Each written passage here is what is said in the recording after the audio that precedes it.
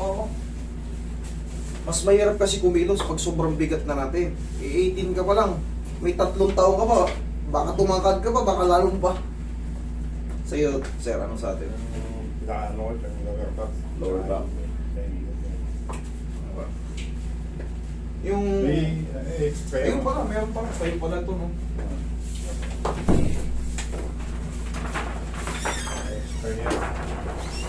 Isang check. Yan na lang. Isang beses na lang. Kasi may mag-schedule sa Australia siya eh.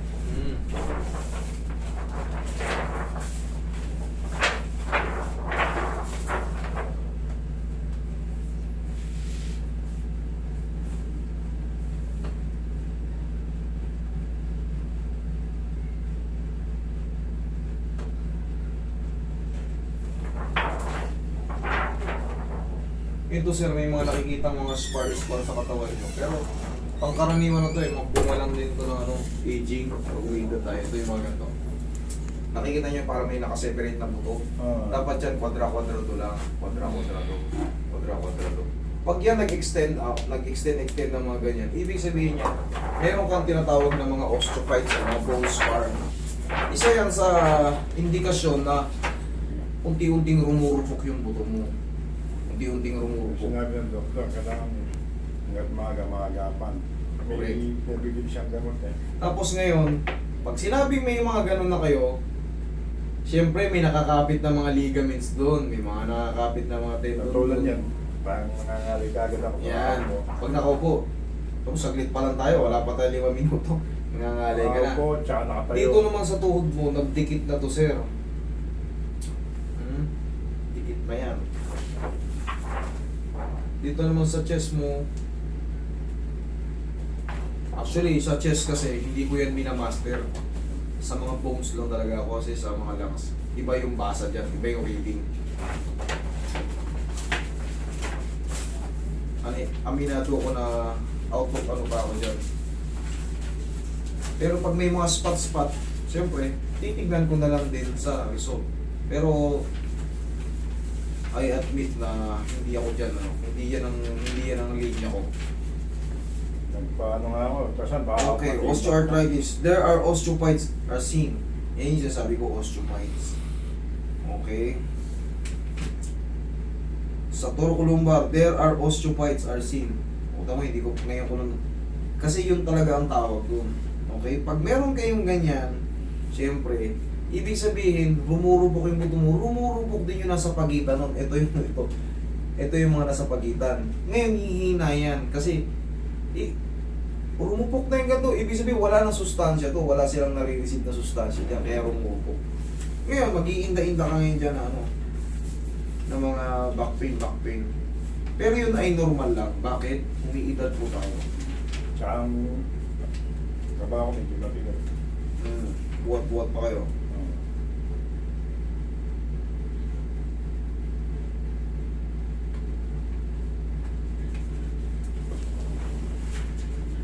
Excuse me.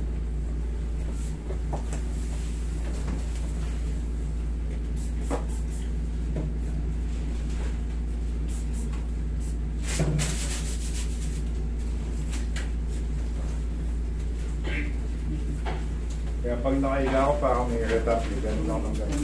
Parang pag pumutok siya, parang naimasmasan ako. Yung ganitong kaso mo, sir, this is normal. Normal lang. Nagiging agresibo lang siya pag na-compress pa siya ng mga... Kunyari, pag nagbuhat ka, yan, mas magiging agresibo yung pain. Pero itong mga lumalabas dito, bone spar, osteophytes, normal lang yan pag nagsisenyor na tayo. Wala talaga yung wala talaga yung sirang-sirang normal lang yun. Tapos, yun nga, siyempre, pangkaraniwan lang na medyo may ngawit-ngawit. Ang kailangan lang doon para mawala yun, sa'yo na rin mismo galing.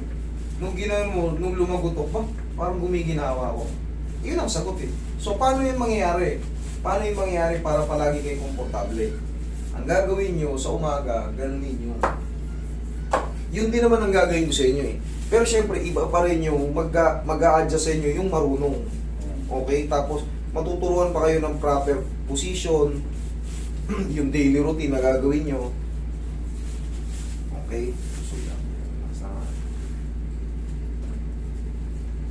Tsaka yung actual tayo. Iba yung marunong mag-adjust. Actual. Kaysa yung sa TV na mapanood nyo. Relax. Okay? Kung ba yung issues mo, higa kang patagilid.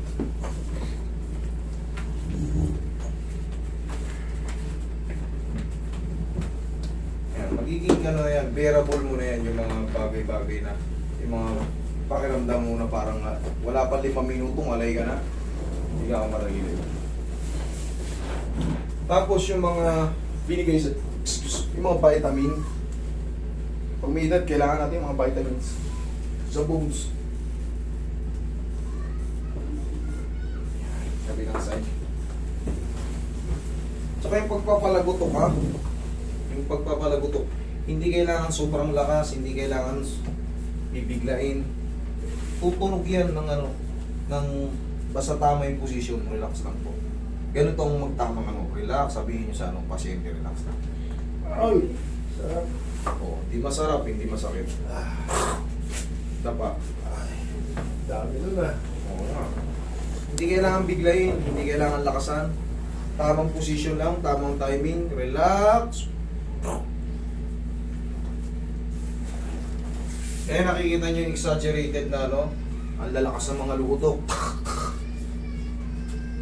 Yun, katapos-tapusan. Relax lang.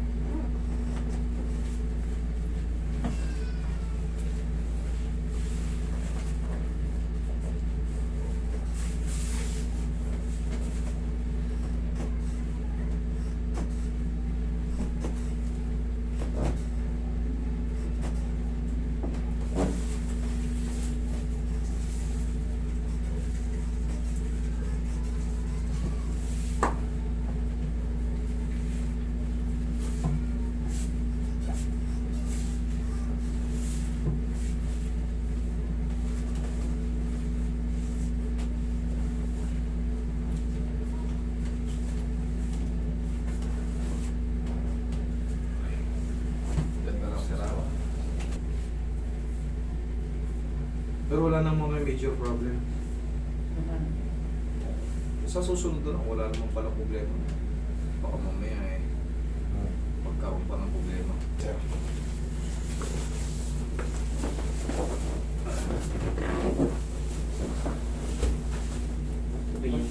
Ay, malayo-layo kasi kayo eh. Pampanga kayo, di ba? Gusto niyo ba? Sige, relax lang ha. Inhale. Exhale.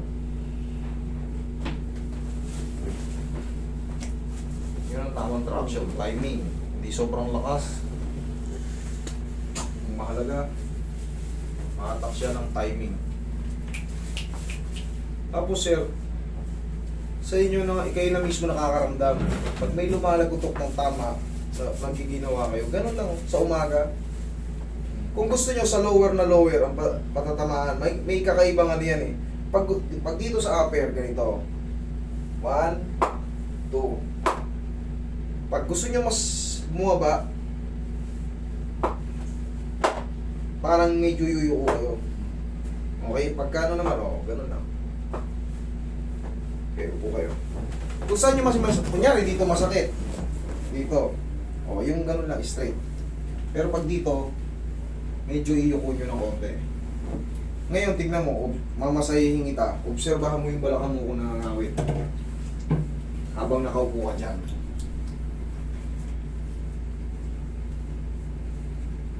Kasi pag tama yung adjustment, kita mo ang daming tumunog, pero never kang nasaktan. Kasi sakto yung position, tama yung timing, tama yung lakas. Ganun eh. Dami. Kaya hindi ako nagtatampo pag sinasabi ng doktor na huwag kayong magpapahilot, delikado. Tama naman yun eh. Huwag kayong magpupunta sa mga basta-basta. Kanino lang. Kung kani-kanino lang. Kasi sobrang dami naglabasan talaga Oo yun. nga, ang dami na. Mag-iingat kayo. Iingat kayo kasi katawan nyo yan. Ako, damay ako ron. Kaya nga sinabi ko, huwag kayong pumunta rito. Mag-iingat kayo. Kailangan na pag-aralan nyo muna yung pupuntahan nyo kasi kalusugan nyo yung nakataya dyan. Pag nagkamali yung ako o nagkamali yung pinuntahan nyo, may babalik yung per operation na. Okay? Baldado na kayo. Hindi na kayo, no? Pero kung marunong yung pupuntahan nyo, ayan, ito, ganito. Ganito kalalabasan. Walang masakit, kuminhawa kayo. Kasi ito na yung alternative medicine. Tandaan nyo, adjustment is alternative medicine.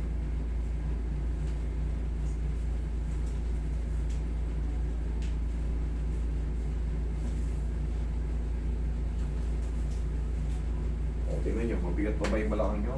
Okay na, malambot na. Okay?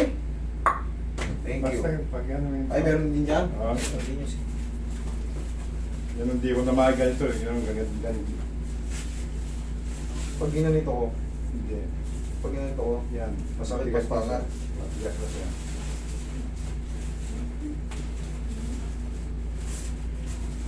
pero never tong na-disgrasya. Kumbaga, ano ba, naipit ba to? Nabagsakan ng ano? Sa basketball. Kurbo. Tapos nung bawa ko umuwi, yung ginagawa ko, tinula ko yung pinto. Napunta natin yung pwersa.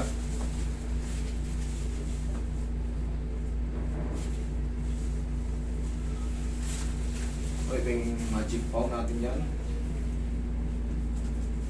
Hindi ko siya may gano'n at bumabaloktot eh.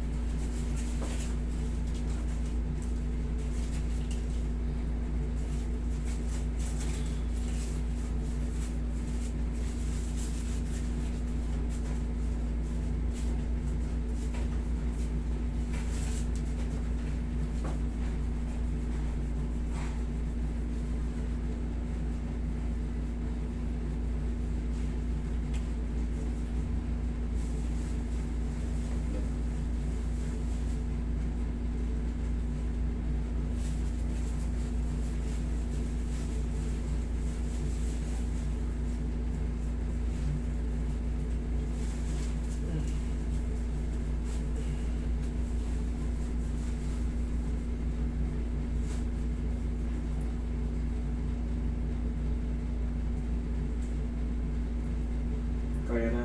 Kaya, Thank you. Okay.